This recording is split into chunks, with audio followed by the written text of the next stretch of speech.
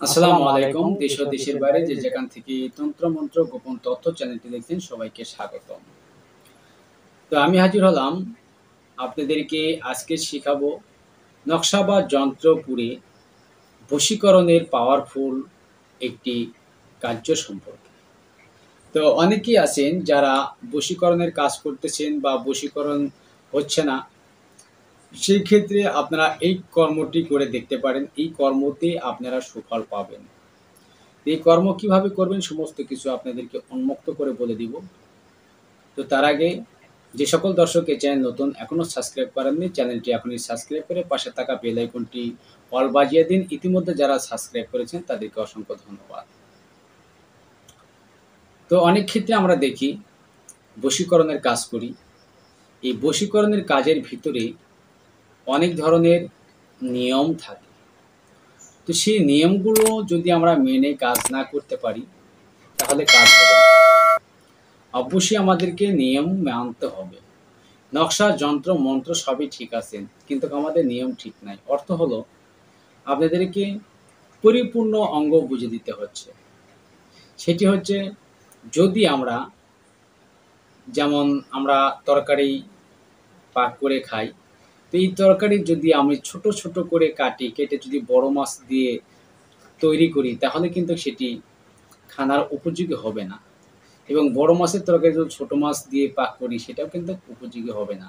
তো যেরকম জিনিস ঠিক সেরকম তরকারির সাথেই তাকে প্রয়োগ করতে হবে, তাহলেই খাওয়ার উপযোগী হবে। যেমন এরকম অনেক কাজ আছে, যেমন ধরুন আপনি একটি পত্রে লেখালেখি করবেন, আপনার কলম আছে কলমের কালি নেই, তাহলে কিন্তু লেখা যাবে না। তো আপনার যেরকমভাবে আপনি লিখবেন কলমের কালি নেই, কলম আছে কালি নেই, লেখা হবে না। তো ঠিক সেরকম বিদ্যা প্রয়োগেরও কিছু বিধান আছে যা একে অপরকে ছাড়া সেই বিদ্যা প্রয়োগ করলে কখনোই কার্য সমাধা হবে না। তো সেগুলো অবশ্যই আপনাদের ভালোভাবে জানতে হবে, জেনে নিতে হবে।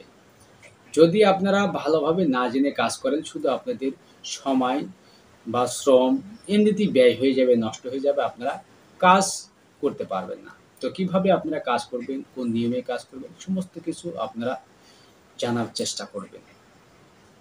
তো আপনাদের নিয়মগুলো বলার আগে নিয়ে যাব প্রথমত বশীকরণের দিকে বা কোন যন্ত্র দিয়ে কাজ করবেন সেদিকে। পরবর্তীতে নিয়ম বলে দেবো। আর যারা হয় বুঝতে অসুবিধা হবে অবশ্যই স্ক্রিনে দেওয়া এই হোয়াটসঅ্যাপ নাম্বারে ফোন করে জেনে নেবেন।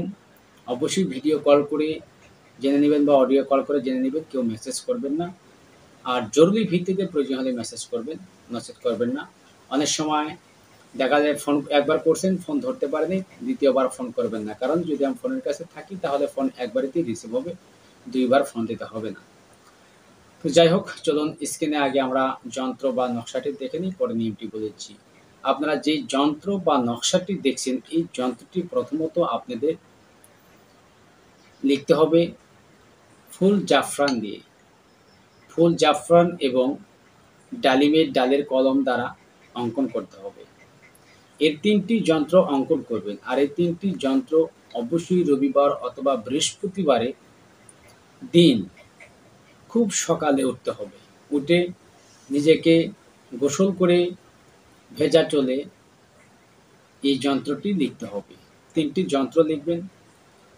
লিখে আপনারা আগের দিন একটি যন্ত্র পড়বেন, পরের দিন একটি পড়বেন, তারপরের দিন একটি পড়বেন। এইভাবে আপনারা ৩টি যন্ত্র লিখে ৩ দিনে ৩টি পড়াবেন।